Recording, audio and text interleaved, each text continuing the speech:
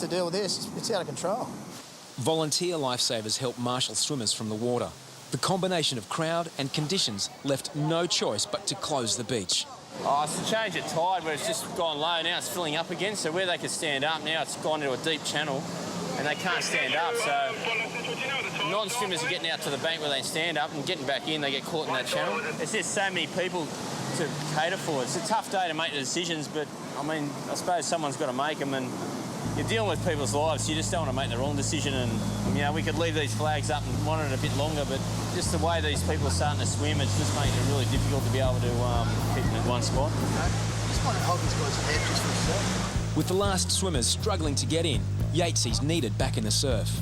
He leaves Mohammed in the care of a nearby policeman.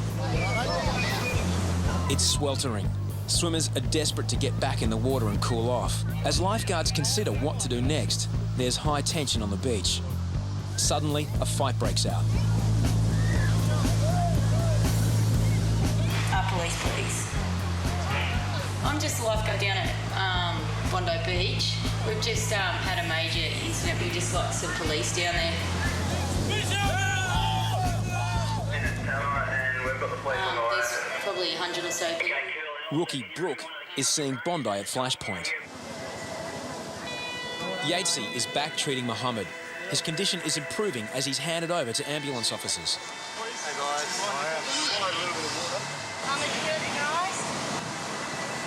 Okay, I'll be honest, all the precautionary stuff, just tying up the neck and making sure he's stable. Put him onto the ambulance and they're going to take him away.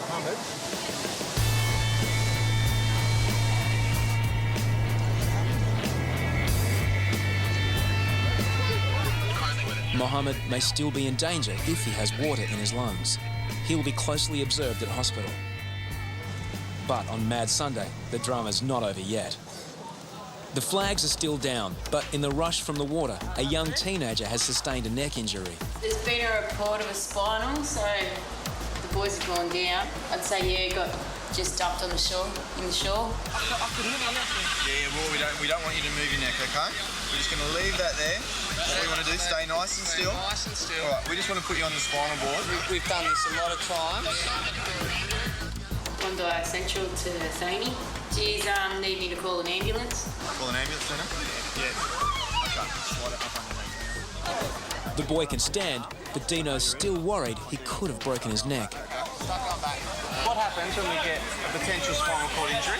They're all right most of the time.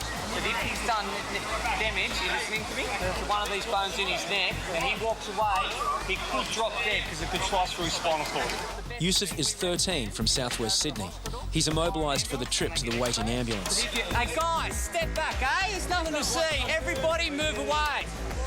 Curious onlookers are making Dino's job even more difficult. Guys. Hey guys, everything's okay. Guys, step back, hey! Come on, guys.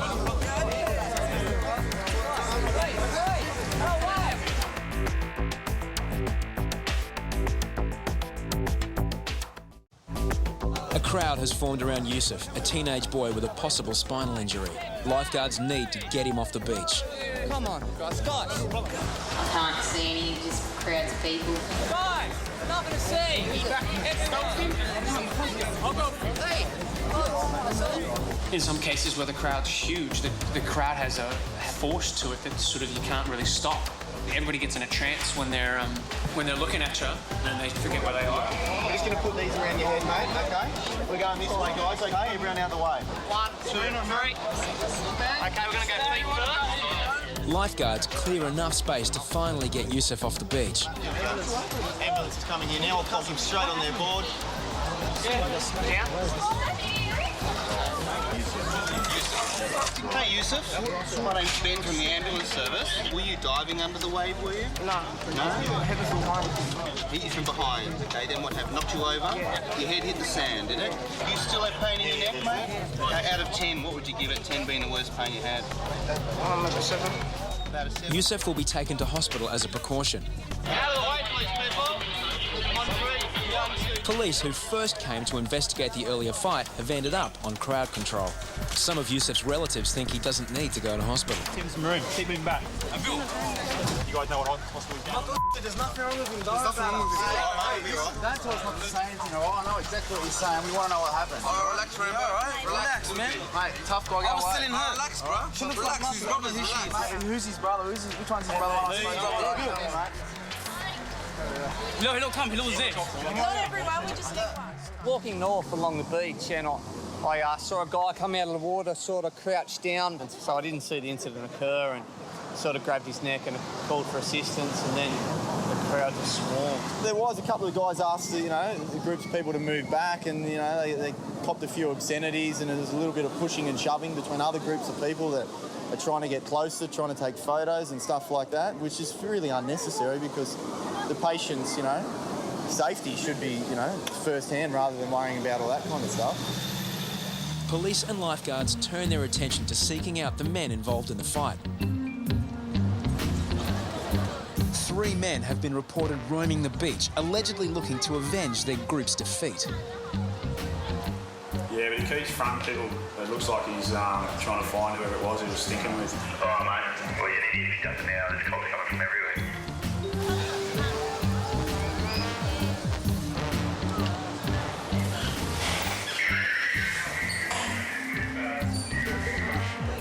Eventually, police home in on 2 suspected troublemakers and escort them from the beach. They deny being involved in the fight, but police give them a move-on order and send them packing. No one's been identified as being injured. No one said that he's been assaulted. So if they come back here within 24 hours, then they'll be arrested. Yes, that's just the way it's going to be left at the moment. But I'd say the police are going to stay around for the rest of today, for sure.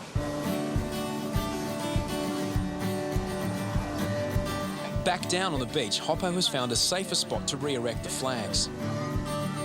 The crowd drifts back into the water, and finally, Bondi cools off.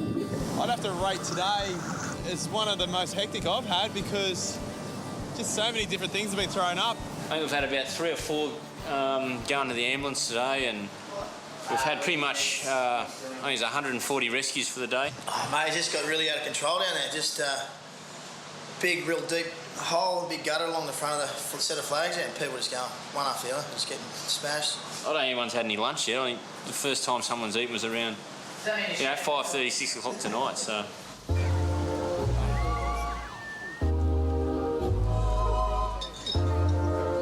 Dangerous surf, searing heat, volatile crowds. What more could a lifeguard be expected to deal with?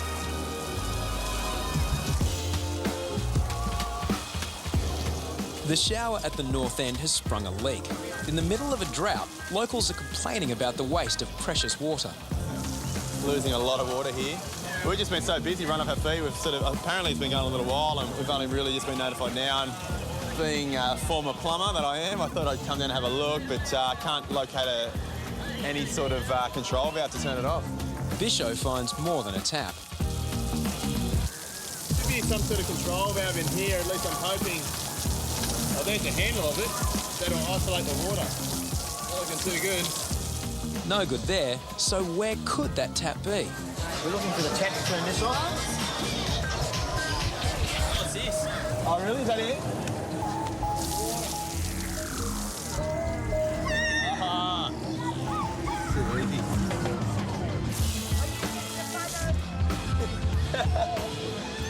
Problem solved. No one showers though.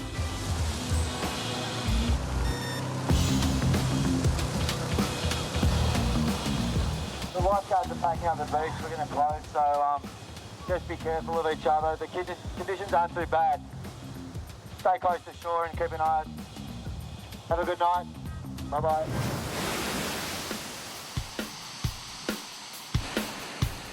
Bonded through good times and bad, the lifeguards are a close-knit bunch, and one of the favourites among them is Dino. Dino's a team leader and a top bloke. Dino's such a good bloke. He's a very loyal guy. He's very generous. He'd give you the shirt off his back if he could. He'll tell you what he's thinking. He'll tell you when you've done something good, and he'll also tell you when you've made a mistake, but he'll help you sort of correct it. He's definitely taught me a lot.